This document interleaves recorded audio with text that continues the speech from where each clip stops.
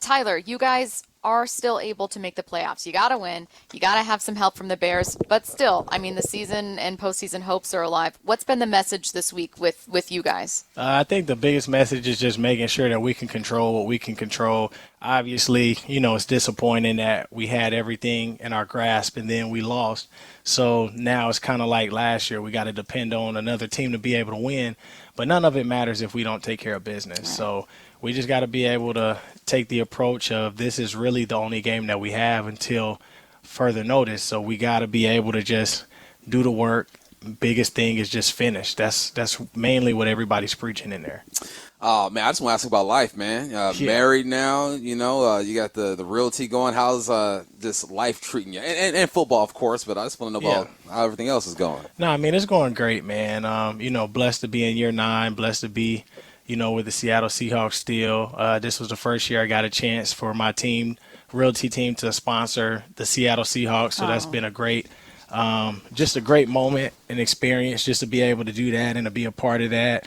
As far as the real estate, I mean, the real estate's going well.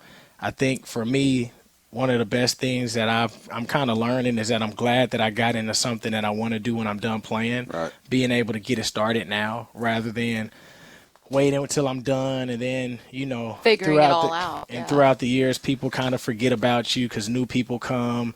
New people are being celebrated and always talked about. And so you want to be able to take advantage of where you are, your name, and all these opportunities that's in front of you. So it's just been great being able to get everything off the ground, being able to start. So now people don't look at me as just a football player. They're like, man, I actually heard that you're a great realtor too. Like I hear that you actually know what you're doing. So because of that, it's like when I'm done playing at whatever point, I'll already have that foundation to where people won't say, what all have you done? Like, what have you sold? They'll be like, okay, I want to work with you and do business. Nobody's ever going to forget you, Tyler. There's no way.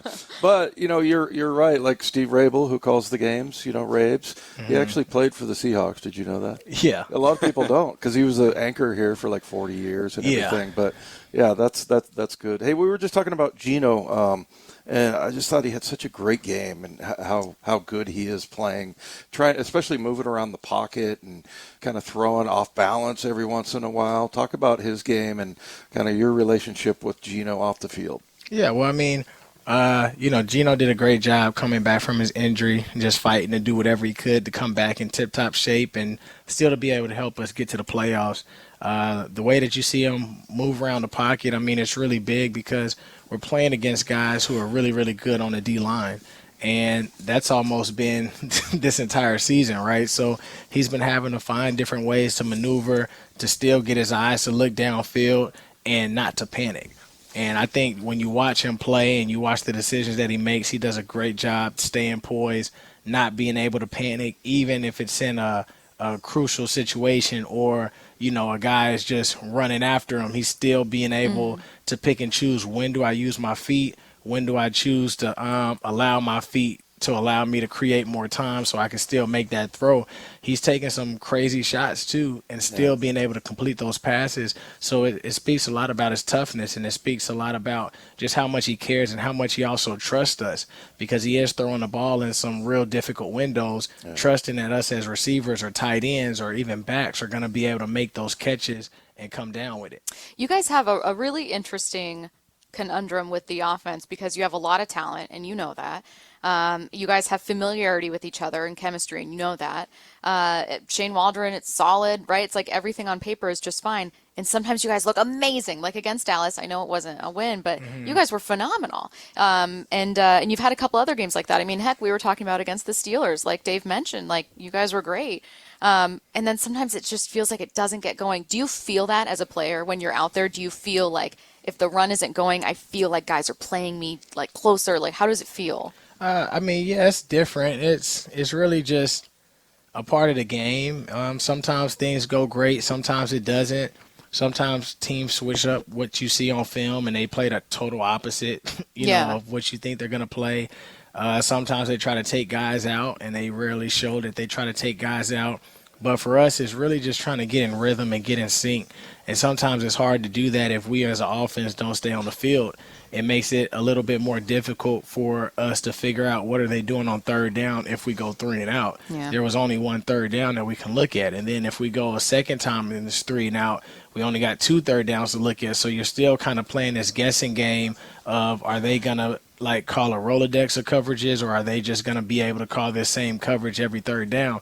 So once you kind of get the drives going and you're able to convert 1 third down, a second third down, all just in one play drive, now you're able to go back and say, okay, we have 4 different third downs we can look at. Now we see what they're doing. This is how we're going to start attacking them. So staying on the field for a numerous amount of time, whether it's 5 minutes, 6 minutes, 7 minutes, it really gives you an advantage of seeing exactly what the defenses look like on first and second, as well as third, and then we can exploit it. You mentioned year 9 for you. Is there anything that you learned about yourself, or is there anything that a defense has thrown at you that's different this year? Because I would assume, man, you've seen a lot of defenses, a lot of coverages. And you know who you are as a player. Yeah. Anything you learned this year? I think one of the biggest things that you learn is as you keep playing a game, you just don't allow the circumstances to dictate the work ethic that you put in.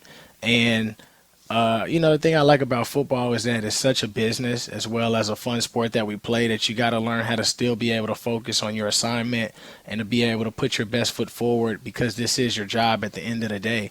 And so you got to learn how not to deal with, or you got to learn how to overcome those anxious thoughts or that wonder in mind that may linger and come along. And so when you just look at the things that happen in life, and anybody that wants to accomplish whatever it is that they want to do, you can't let the circumstances dictate your mood. You can't let it dictate the work that you put into it. You can't let it dictate your confidence. You still have to be able to figure out how you can be your best self no matter what the case is. Tyler, I like that you used the word Rolodex, because a lot of the kids nowadays don't know what a Rolodex is, man.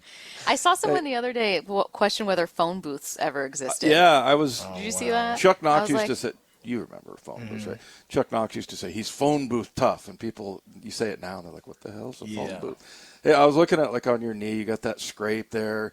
That's one of the things I really do not miss, is that, having to get, like, a toenail drilled to get the blood out of it and things like that. I mean, it's not going to keep you off the field, but those kinds of things just kind of nag you. Nagging injuries, especially all them turf burns. Yeah. Just constant. You still get the turf burns on this stuff, huh? That's what all of this is. That's what that is, yeah. Well, you guys, most of you cannot see it except for the 3 of us. It's pretty gross. But it's annoying, right? Like, it's just one of those things you're like, oh, man, I'm going to have to deal with this all year. Yeah. It's been opening up every game. Yeah.